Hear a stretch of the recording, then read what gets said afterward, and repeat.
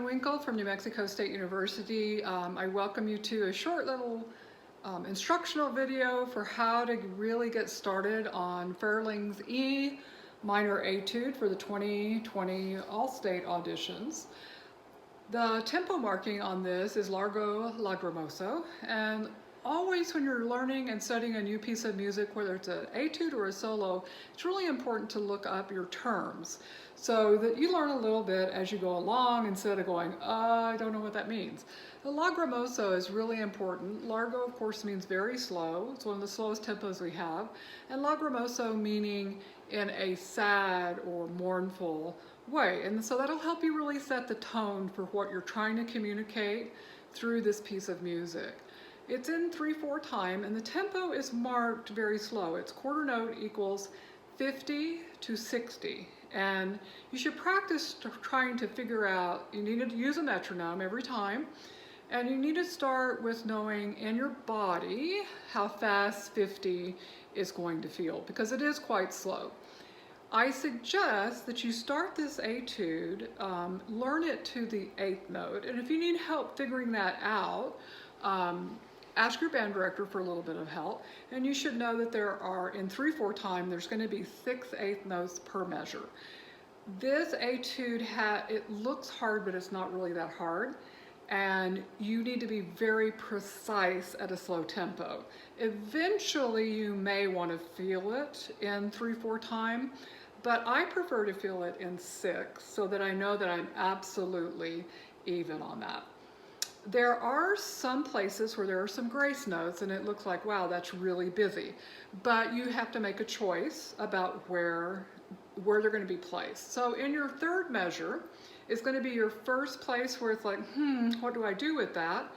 And what you're going to do is fit all of those notes, including the B 8th note, and then followed by C, B, A, B. You're going to fit all of those on the 4th 8th note or the upbeat of 2.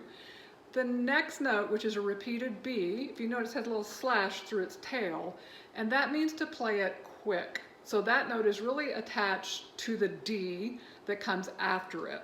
So I'm going to play for you the first couple of measures to give you a clue. And so in my head, I'm thinking, da, ya, di, ya, dum. So I'm going to think in 6. Here's the first line or two.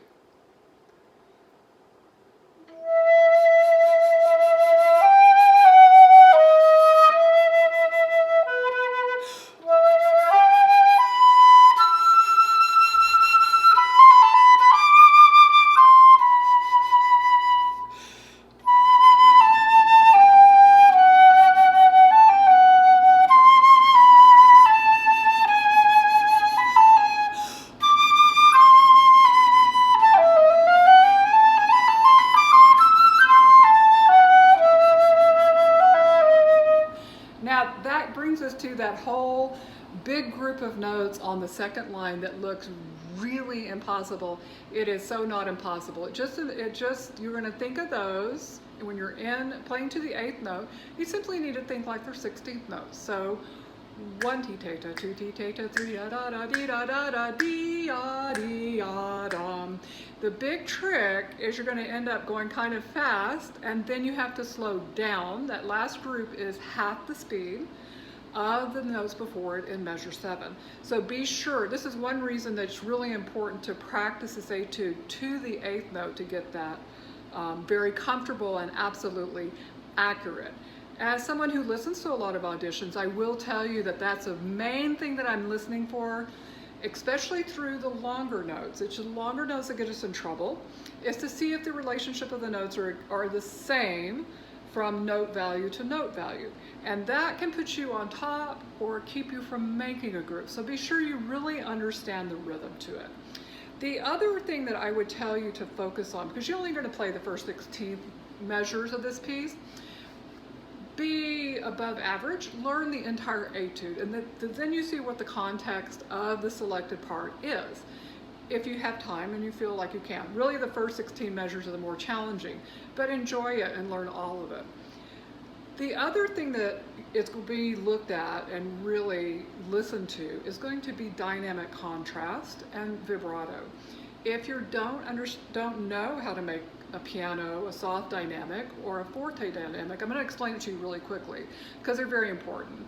Piano means small aperture, or the hole in your lips, and because flute is usually flat, when we play a softer dynamic, you need to direct the airstream slightly up. That means you'd have to take your jaw and go and push it forward a little bit. So it brings the angle of the air up.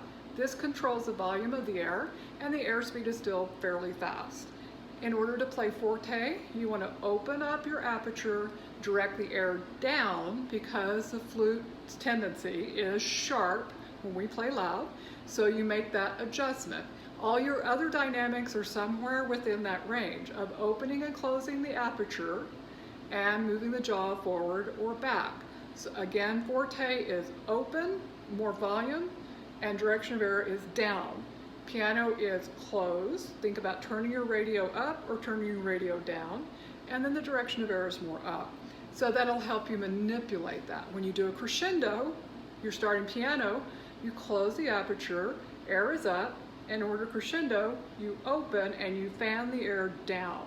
So I'll give you a little demonstration.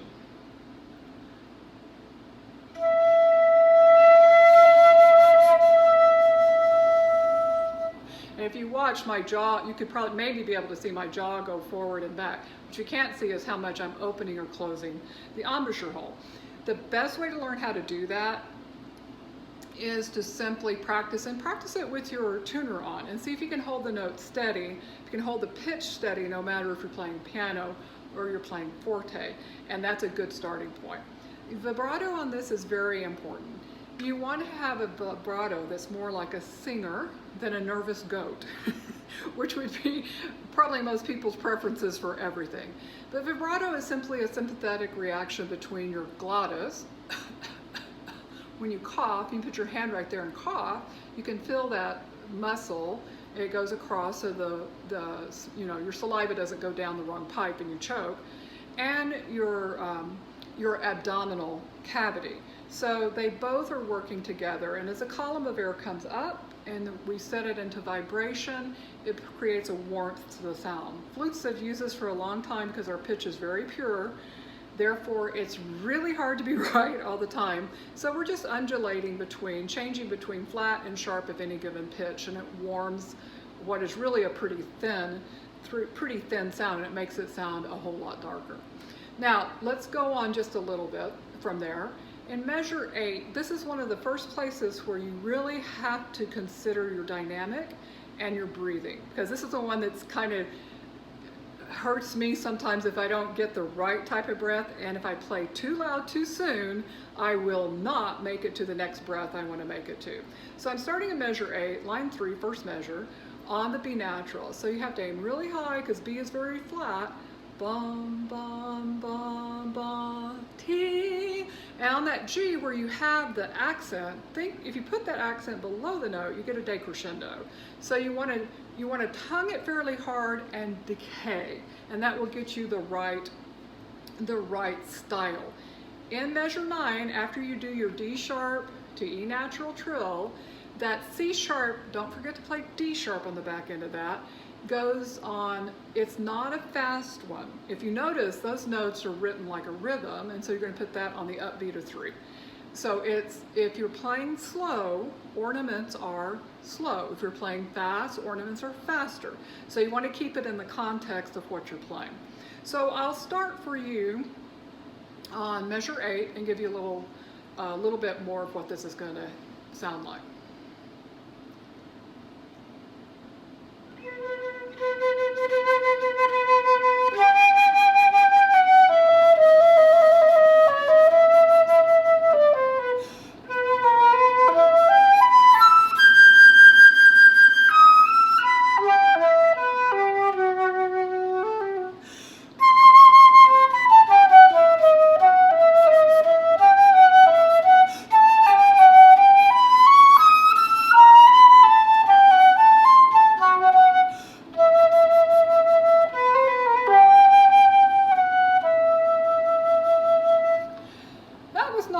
best, but that's a good start to what we're trying to do. What you're looking for in any piece of music is where the big climax is. What is your loudest portion of the piece? And that usually is signified by the highest note. And in this case, the high G is very important. And guess what? High G is really, really sharp. And you need to play it fairly loud, even though it's not marked. Now, this is the hard thing. It's because when we started in measure 8, with B naturals, and it said piano, and then it doesn't tell you anything until you get to the end of that line. It tells you crescendo, but it never really tells you how much. I'm going to play this again for you because I really was not totally happy with my measure 10, and let's see if we can get that a little bit more exactly in time, like I was telling you about, and do the crescendo. Now, G is going to sound really loud, so you don't want to force it, and if you're playing loud again, you need to really aim down. G is a very sharp note, so you have to really drop that jaw, even pull it back a little bit, top lip a little forward, to help that pitch sit in the right place. You have an E minor triad, E, G, B, E, G, and it needs to be in tune. So again, I'll start in measure 8.